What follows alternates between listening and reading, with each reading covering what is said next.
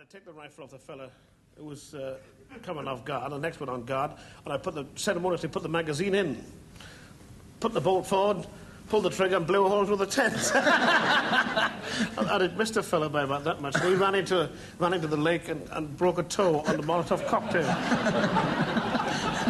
was on a charge. I think you made that up, didn't you? No, but word of honour, really? yes. Yeah. Bellamore Park outside Rugeley. Ask the lads, they're right in. Of course, you had something happen to you in the army, apart from shooting people. You met Spike Milligan, didn't you? I did, yeah. That was... that's a long story. I'll make it very quick. Yes. Yes. So, take your time. No, anyway. Hello, Michael. We're positioned in North Africa, up on a plateau near the Shawash Valley. I've got a memory for names, you know. I don't know where it was, but it was called the Shawash Valley. And there was this plateau thing, and we couldn't get the Germans out of these hills. We kept sending them letters, but they wouldn't go, you know. Come out, and they wouldn't. So they sent for these big guns. I was 25 Pounder Regiment, by the way, artillery. You know, they 5-mile snipers, they called us. After lead retreats, you know.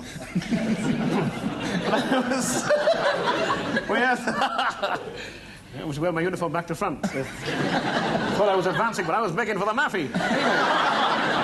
We had these gun pits they dug, you see.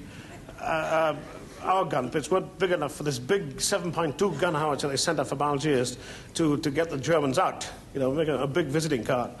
So they came in at what they call a night occupation, and they went in the gun pit we dug for them, and they went in on the top of this plateau.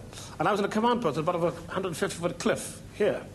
So anyway, they fired this first round with this big gun at night, and the sergeant said, "Fire!" Pulled the lanyard, and when he turned on, the gun had gone.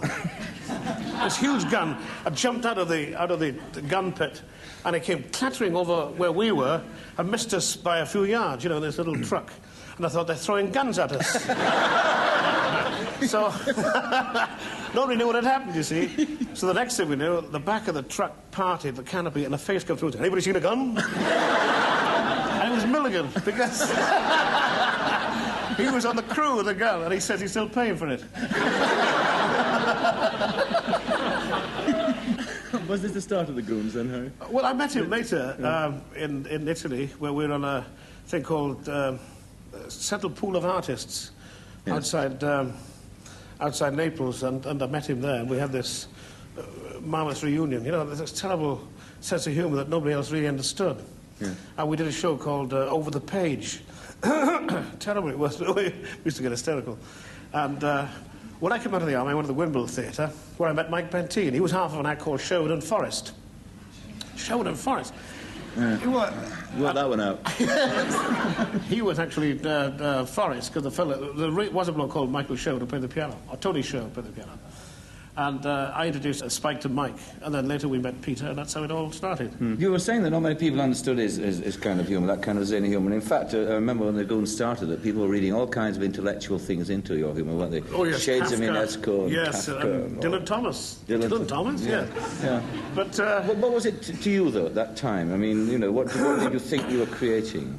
Well, we were, first of all, against most of the established kind of humour that was existing at the time. You know, the hat turn up in the front, and the I say, if anything happened to me, or the routine of gags thing.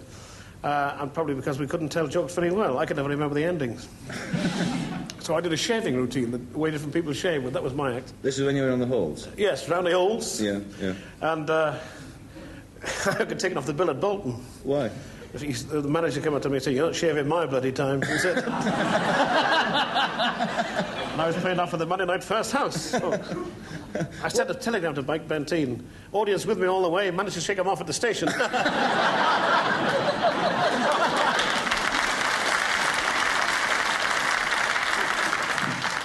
What was it like, Harry, that period on the halls when you were doing a solo spot? Was it? Well, it's a bit frightening, you know, because you're there, and the dancing girls go on, a bit of a routine, but then you're on, and it's all teeth cut. "Hello, folks!" all the eye flickering. Especially Monday night first house in the winter, when you play Blackpool in the winter, you know, with nobody out there except the landladies or something. Yeah. And they're all on, you know, they're all on the Wilkie Bar. They're all coming for nothing. Yeah. And to get them To keep listening to this audiobook for free, click the link in the description.